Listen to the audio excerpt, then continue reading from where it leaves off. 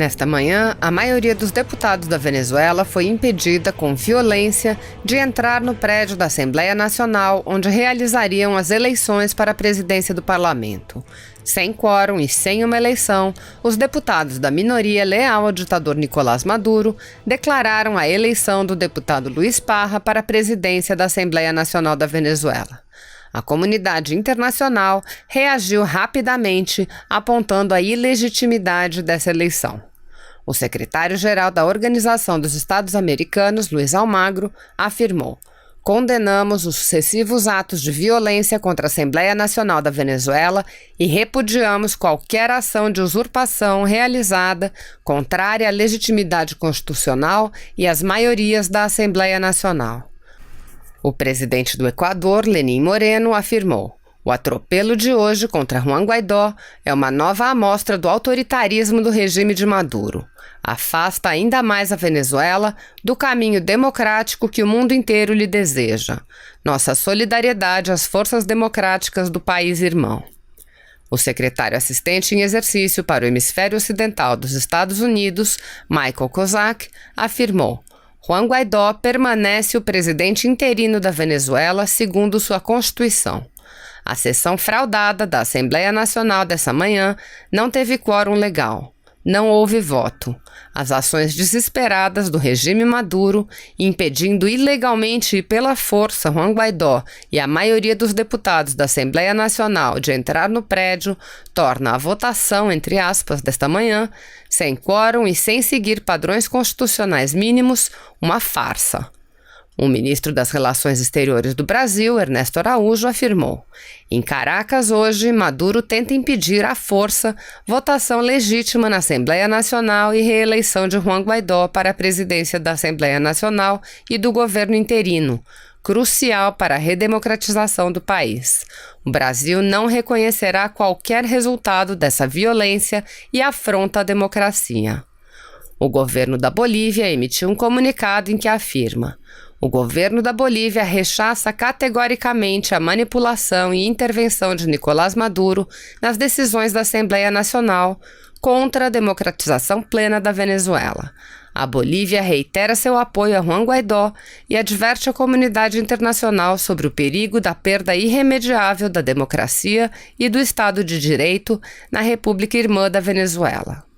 O governo da Colômbia também afirmou que não reconhecerá Luiz Parra como presidente. Em comunicado, afirmou: "O Ministério das Relações Exteriores, em nome do governo da Colômbia, rechaça categoricamente que se tenha impedido o acesso dos deputados legitimamente eleitos ao recinto da Assembleia Nacional, assim como a meios de comunicação independentes. Alertamos a comunidade internacional sobre o uso da violência contra os deputados e sobre os obstáculos que impediram de levar a cabo o processo de eleição da mesa diretora de maneira transparente. Este novo atentado contra a democracia do regime ilegítimo de Nicolás Maduro deve ser condenado por todos os estados comprometidos com a vigência do Estado de Direito e os direitos humanos. O resultado de um processo de eleição da mesa diretora, realizado de maneira fraudulenta, sem transparência nem garantias, não será reconhecido pelo Estado colombiano." China, Japão, Arábia Saudita, algumas das agendas internacionais do presidente Jair Bolsonaro em 2019. Na bagagem de volta, acordos bilaterais e atração de novos investimentos estrangeiros. Anfitrião do BRICS e do Mercosul, o Brasil também esteve no centro das atenções do mundo em 2019. Desde a primeira viagem internacional para participar do Fórum Econômico Mundial realizado em Davos, na Suíça, até a mais recente para o Oriente Médio, o presidente Jair Bolsonaro firmou dezenas de acordos internacionais. O Ministério das Relações Exteriores também deu andamento a negociações históricas e importantes para o Brasil e para a região da América do Sul, como o acordo Mercosul-União Europeia, discutido durante 20 anos, e também a conclusão do acordo de livre comércio entre o Mercosul e a Associação Europeia de Livre Comércio, EFTA, bloco integrado por Suíça, Noruega, Islândia e Liechtenstein. A conclusão dessas negociações são símbolo de uma nova maneira de ver o mundo, pois o Brasil passou a ser cobiçado por outros países, segundo o ministro Ernesto Araújo. Além do acesso que a gente ganha com a União Europeia e da nova atração de investimentos, a gente coloca o Brasil, que estava à margem aí dos grandes acordos e dos grandes fluxos comerciais, a gente coloca o Brasil no centro. Na viagem mais recente, em outubro, foram assinados 6 acordos com a Arábia Saudita. Os árabes também anunciaram investimentos de 10 bilhões de dólares em projetos de infraestrutura aqui no Brasil. E com os Emirados Árabes Unidos foram assinados 8 acordos de cooperação. Estão vendo o Brasil como, de certa forma, um novo polo de crescimento, né? Então não são só esses 10 bilhões, é uma visão deles de que o Brasil pode ser, de certa maneira, mal comparando aí, uma nova China no sentido de atratividade de investimentos. E não para por aí.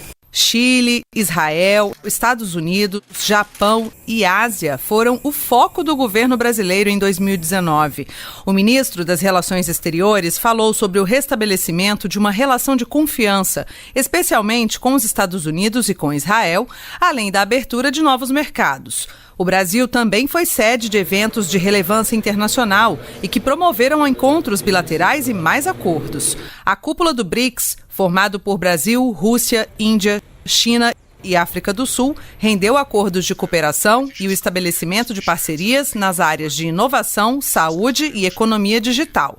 Já a cúpula do Mercosul, bloco formado por Brasil, Argentina, Paraguai e Uruguai, mais os países associados, possibilitou um fortalecimento intrabloco e o compromisso com a integração regional, a democracia e o diálogo entre os países.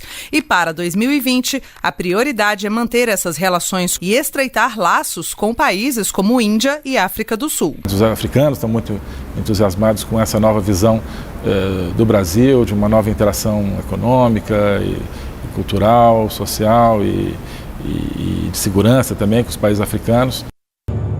E 2019 também foi um ano de investimentos em infraestrutura. Para ajudar a destravar a economia, o governo apostou nas parcerias com a iniciativa privada. Rodovias, portos e aeroportos foram algumas das áreas concedidas. Mais da metade de tudo que é produzido no Brasil é escoado por estradas como a BR-163, que liga as regiões norte e sul do país. Após décadas de atoleiros, o governo federal concluiu a pavimentação do trecho entre Mato Grosso e Pará. A obra, realizada pelo Exército e o DENIT, vai facilitar o transporte dos grãos colhidos em consecutivas safras recordes. Não é apenas no modal rodoviário que o governo federal pretende destravar a infraestrutura. A lista de projetos é grande e audaciosa. Pelo Programa de Parcerias para Investimentos, o PPI, os programas alcançam também aeroportos, ferrovias, portos, geração de energia, hidrovia, mineração, óleo e gás. Iniciativas que podem gerar 2 trilhões de reais. É mais desenvolvimento para o país, infraestrutura de qualidade e geração de empregos. O ano de 2019 foi interessante demais para o Ministério da Infraestrutura. Foi um ano bom para a infraestrutura, né? Um ano de realizações, onde a gente conseguiu realmente realizar aquilo que estava programado, aquilo que estava planejado. Demos continuidade a algumas coisas que estavam andando, conseguimos estruturar outras e deixar já o ano de 2020 também preparado. Então, à medida que a gente ia entregando projetos, a gente ia preparando a próxima leva de entregas. E os leilões são a grande aposta para melhorar a infraestrutura brasileira. Já foram concedidos à iniciativa privada 12 aeroportos. Também passaram por concessão as BRs 364 e 365 nos estados de Goiás e Minas Gerais e algumas áreas portuárias, como a de Santos em São Paulo e Paranaguá no Paraná.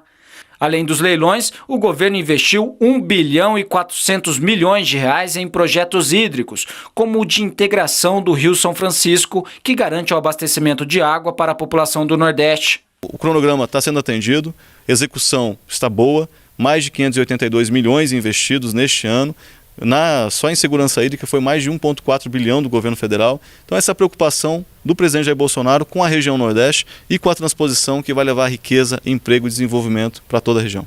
Também investiu quase 4 bilhões de reais no programa de habitação popular. Um investimento robusto que garantiram a execução de mais de 233 mil unidades que já continuam em construção e nós entregamos mais de 245 mil unidades este ano. Então um programa que está rodando com bom ritmo. E a reformulação? Reformulamos, estamos finalizando a proposta para o presidente, justamente para conseguir atender melhor as famílias que mais precisam. Se você apoia Jair Bolsonaro, curta este vídeo, manifeste a sua opinião e compartilhe para que a vontade do povo brasileiro seja conhecida. Inscreva-se no canal para ter acesso gratuito ao nosso conteúdo.